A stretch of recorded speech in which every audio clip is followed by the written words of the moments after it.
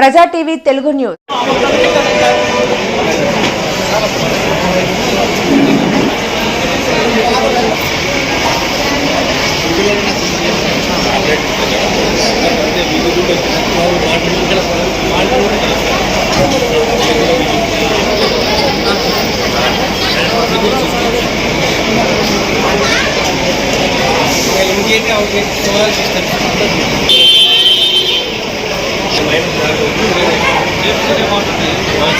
లోపల మాంటే అది అక్కడ ఓపెనింగ్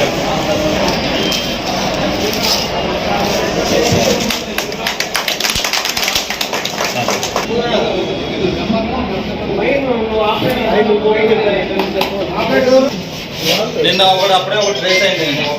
శ్రీకాకుళం పెట్టే ల్యాప్టాప్ పోయింది సార్, ఈడే పోయింది అని అన్నారు. ఆ బస్సులో నుంచి ఎవడు కూడా కిందికి దిగాల. సీసీ కెమెరా చూస్తుంది నిన్ననే. వాడు వచ్చి కంప్లైంట్ ఇవ్వడానికి వచ్చాను. మాకు కేసు దీనివల్ల సేవ్ అయింది. ఎంక్వైరీ చేయాలా బడ్డేనా అదంతా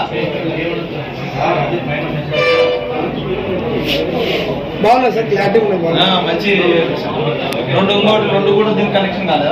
దీనికి అన్ని బస్సులు కనపడతాయి.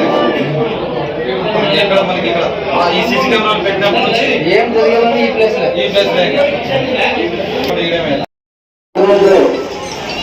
మన గుంటూరులోని గుంటూరు పట్టణంలో సీసీ కెమెరాల ప్రారంభోత్సవానికి వచ్చేసిన నా ఫ్రెండ్ తెలుగుదేశం కుటుంబాలందరికీ ధన్యవాదాలు తెలియజేస్తున్నాం.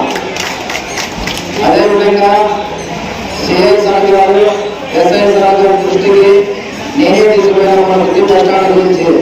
సార్, గుత్తి బస్టాండ్లో ఎప్పుడు చూసినా అమ్మాయి ప్రయాణం చేయాలని పోవాలంటేనే గుత్తి బస్టాండ్ కావాలంటే భయపడుతున్నారు.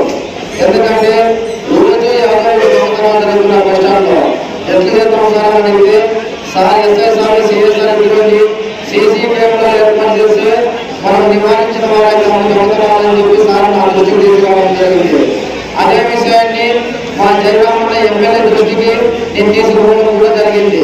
అదేవిధంగా మా తమ్ముడు ఈశ్వరుండి అలా సీసీ కెమెరాలు ఏర్పాటు చేస్తే బాగుంటుందంటే మీ సీసీ కెమెరాలు ఏర్పాటు చేయాలని చెప్పి ఈశ్వరుడు కూడా తెలియజేయడం జరిగింది. కాబట్టి ఎస్ఐ సార్ గారికి, సిఐ సార్ గారికి నేను ఈ విషయం తెలియజేసి మీరు కెమెరాలు ఏర్పాటు చేయడానికి చూసుకోవడం చెప్పడం జరిగింది.